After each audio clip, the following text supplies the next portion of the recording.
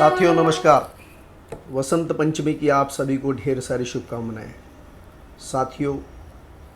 महाराष्ट्र में महानगर पालिका के चुनाव संपन्न होते ही भारतीय जनता पार्टी महायुति की सरकार 29 में से 25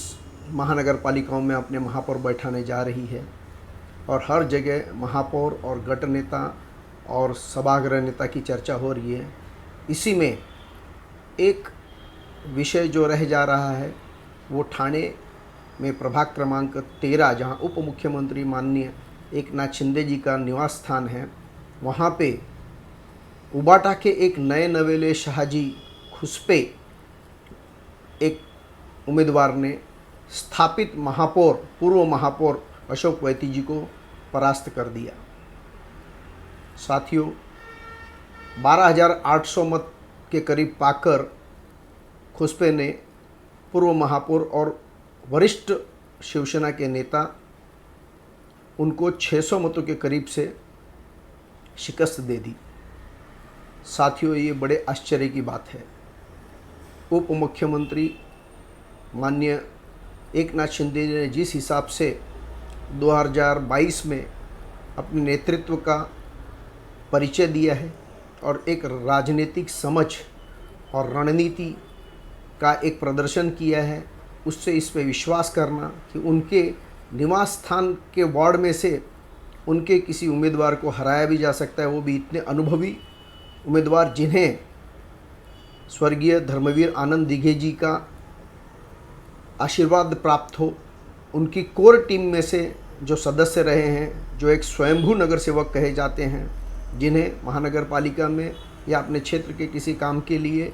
किसी और के सहारे की आवश्यकता नहीं है, वो बड़े से अधिकारी या छोटे से छोटे कर्मचारी से सीधा संवाद कर काम का निपटारण कर सकते हैं। लेकिन एक नए नवेले शाहजी खुसपे ऐसे एक उम्मीदवार ने, एक सामाजिक कार्यकर्ता ने ज्ञानेश्वर नगर जैसे एक कार्य अपने क्षेत्र में इतना अधिक काम करके जनसंपर्क किया और घर घर तक मतदाताओं को पहुंचकर उन्होंने एक स्थापित नेतृत्व को, एक पूरे परिवार को शिकस्त दी है। साथियों, ये कुछ संदेश देते हैं, जैसे पुरानी संगठनात्मक शक्ति के ऊपर विश्वास करके अगर उसी पे पूरी तरीके से निर्भर कोई अगर उम्मीदवार रह जाता है तो उसे ऐसे ही धोखे का सामना करना पड़ता है। साथ ही साथ नगर सेवक का चुनाव यानी गटर मीटर वाटर, सड़क, बिजली, पानी, स्वच्छता, कचरे का निपटारण और सामाजिक काम अपने क्षेत्र में, यही उनका अस्तित्व उनको बनाए रखता है। लेकिन अगर किसी भी कारण से फुटपाथ का काम, ड्रेनेज का काम, सड़क का काम, इसमें अगर कोई लापरवाही होती है और जनता जो दिन रात इसका इस्तेमाल करती है, ख़ास तौर पे जो आड़ी बस्तियां हैं जहाँ पे पग पग पे उन्हें ऐसी सारी सेवाओं की आवश्यकता पड़ती है, अगर इसके ऊपर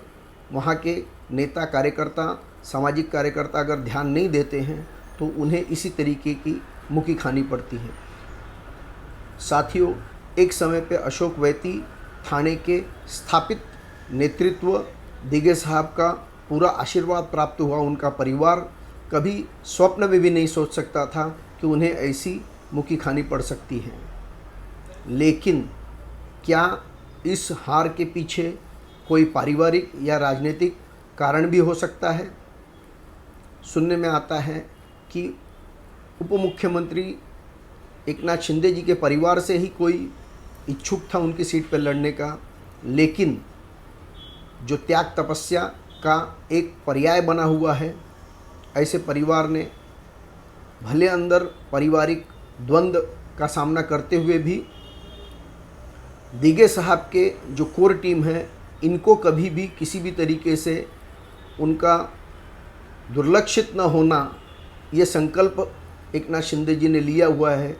ऐसे में उन्होंने अपने कार्यकर्ता, अपने नेता को ज़्यादा महत्व दिया और अपने परिवार की जिद को या उनके हठ को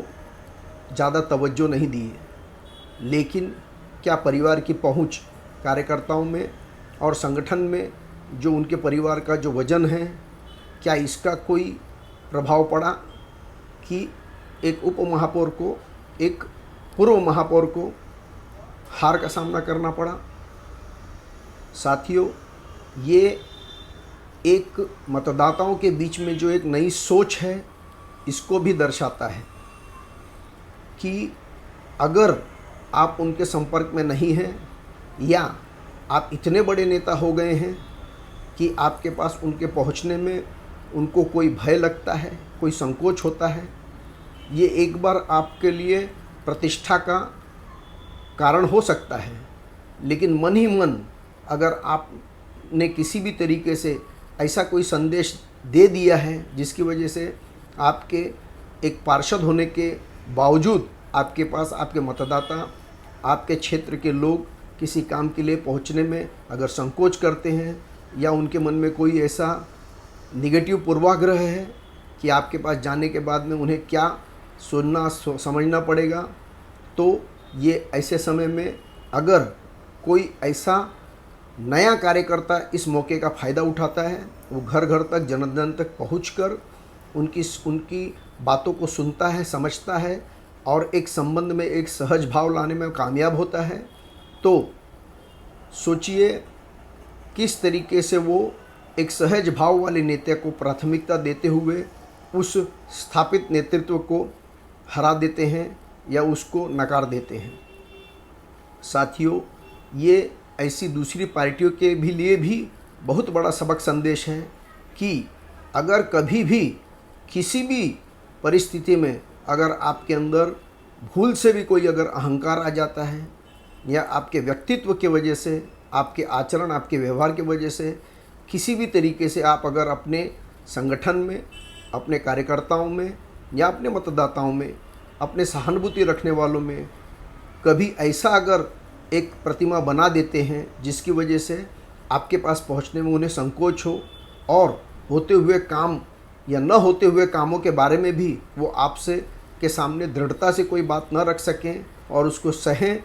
तो वो सहनशीलता ऐसे समय पे आपके लिए घातक साबित होती है जब आपको पूरे 5 वर्ष के लिए पूरी रचनात्मक इस जो महापालिका की जो रचना है इसके अंदर से दूर होकर बाहर से काम करने के लिए बाध्य कर देती है। साथियों, शिवसेना की संगठनात्मक शक्ति ठाणे में बहुत मजबूत है, इलाके इलाके में उनकी शाखाएं हैं और इसके माध्यम से कोई भी इतना पुराना स्थापित नेता ज़रूर अपने वार्ड की, अपने प्रभाग की जनता की सेवा कर सकता है। लेकिन जो एक रुतबा, जो एक रुबाब, जो एक पकड़ एक नगर सेवक, एक पार्षद होने के नाते उनके पास रहती है, वो न होने पर जो उन्हें तकलीफ़, कठिनाई आएगी वो तो सामने जल्दी ही दिखेगी। साथ ही साथ दूसरी पार्टी का, उभाटा जैसी पार्टी को, जिसका एक तरीके से ठाणे में नामो निशान तक मिट गया है, ऐसी पार्टी की तरफ से अगर कोई नया उम्मीदवार और पूर्व महापौर को अगर चुनौती देकर उनको हरा देता है, तो सोचिए उभाटा के वरिष्ठ नेतृत्व को क्या संदेश गया होगा। उनके लिए तो आसमान छोटा पड़ रहा होगा और वो एक बीज आगे चलकर उनके पार्टी के लिए कितना फलदायी हो सकता है, इसका आप अंदाज़ा लगा सकते हैं। साथियों, उप मुख्यमंत्री एकनाथ शिंदे जी ने जिस तरीके से ठाणा और ठाणे के हर प्रभाग में निधि की जो व्यवस्था की है और जो कामों की झड़ी लगा दी है, कार्यकर्ताओं को इतने काम देकर इतना संतुष्ट कर दिया है कि उनके तरफ से ऐसा कुछ, कार्यकर्ताओं की तरफ से ऐसा कुछ असंतोष होना तो ये आश्चर्य की बात है। लेकिन हम देख रहे हैं कि एक वार्ड में जहाँ 6-6 महीने से जो ये ज़रूरी काम थे, बुनियादी सुविधाएं थी, ये नहीं पहुंची और उसका कारण उनका एक बड़ा किला ढह गया। साथियों, आपको कैसा लगा ज़रूर कमेंट कीजिए, लाइक कीजिए, शेयर कीजिए। धन्यवाद। जय श्री राम।